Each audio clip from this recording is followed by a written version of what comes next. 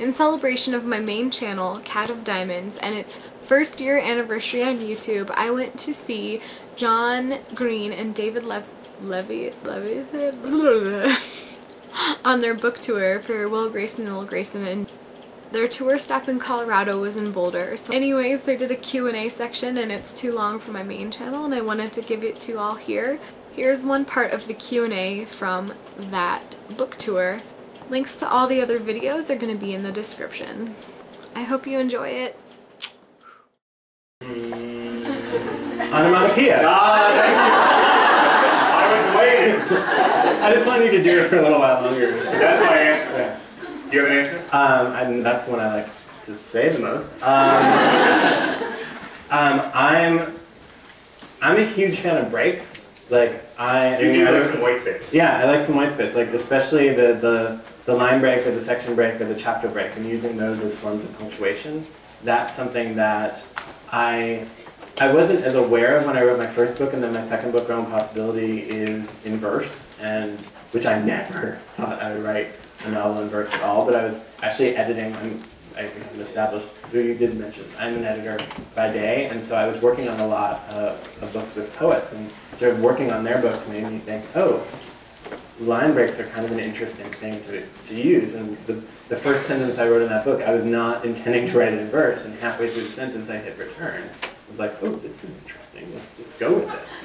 And since then I've been really conscious of the way the words are shaped in the page, and the way that sort of a reader reacts when they see a line break and when they see a chapter break.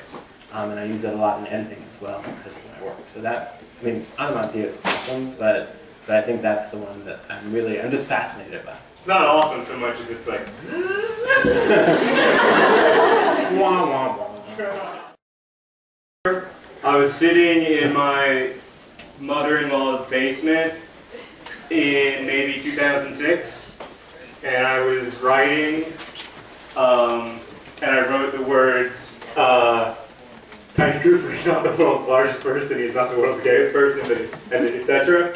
And that was it. I don't know, I have no idea why I wrote down those words in that order, but I have a very specific memory of being in that basement and writing that and thinking, here we go. You know, like this is something. This can be sustained for 10 pages. I like this guy. I'm interested in this guy. I want this guy around. And I love best friends. And I knew I wanted to write a friendship, a book about a best friendship between a straight guy and a gay guy, because I'm so interested in and bothered by the sort of romanticization of all love and the sexualization of all love, and the fact that there's no legitimate love between humans unless it's romantic, and you're not a full person until you have a boyfriend or whatever. And that bugs me. And it was bugging the hell out of me at the moment because I was reading Twilight.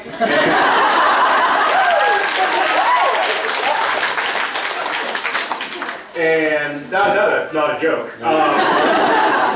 And so I knew I wanted to write about two guys, but then I don't know where Tiny Cooper came from, but I'm very grateful to him. You want to answer for me? Okay, for John, it's Alaska, because in high school that was the kind of person he was. And this is no, that's not a joke. Yeah, this is actually true. I was surprised by the answer as well. The girl part. Right. You didn't say that when you answered last night. But because that sort of spirit and that rebellion and the sort of pushing the boundaries as far as they could go reminded him a lot of himself in high school. What about David? You're going to forget that saying that. No, I was going to make a joke. Okay, sorry. But instead, I guess I will tell the joke. No, tell the joke, yeah. No, I didn't know what joke I was going to make. That's why I was buying time. Okay, I was afraid that I was supposed to be like, onomatopoeia. No, for David, it's Duncan from Wide Awake. The narrator of Wide Awake. I'm trying to remember if it was first or third person. Even though that book is set in the future, and is not like technically realistic fiction, that probably most closely resembles David's life and the kind of person he is. Did you know that I actually drank water while he was answering, just so you know we weren't doing ventriloquism? My friend Hassan in Abundance of Catherine's probably modeled fairly closely on my friend Hassan. Although, did he pick up on that? Yeah, he was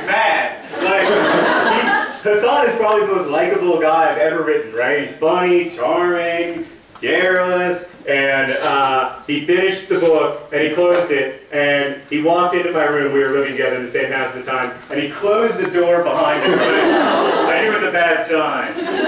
And he said, "I'm not fat."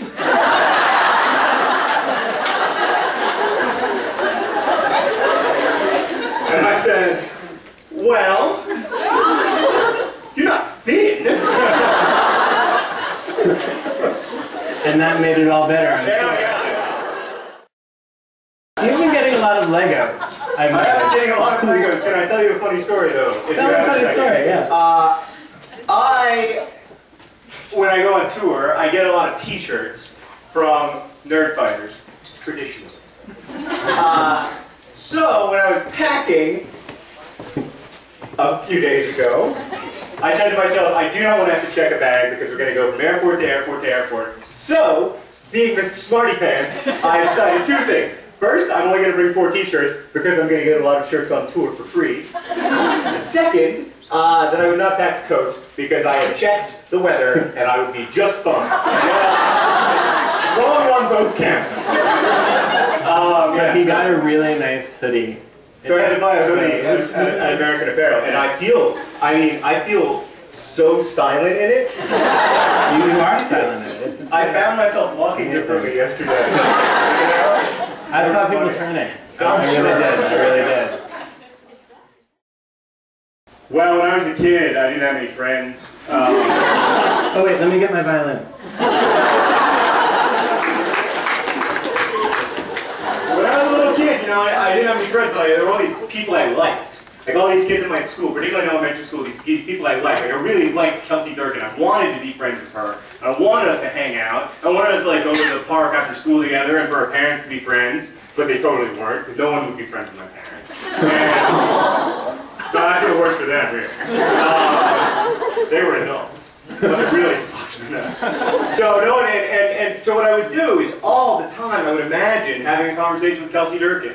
Or having a conversation with this kid Herbie I really liked. And they would never talk to me, but I would invent I would watch them talking to each other. And so I would try to like get their dialogue and then I would try to, and then I would talk to them. And, you know, try to let them surprise me in their responses in my head. And I really think that that's where whatever characterization I have, and I'm glad you like Alaska, but if I'm good at that, it's because of that, I think. It's because I still do that. And I'm still fascinated by the way people who won't talk to me talk to their friends.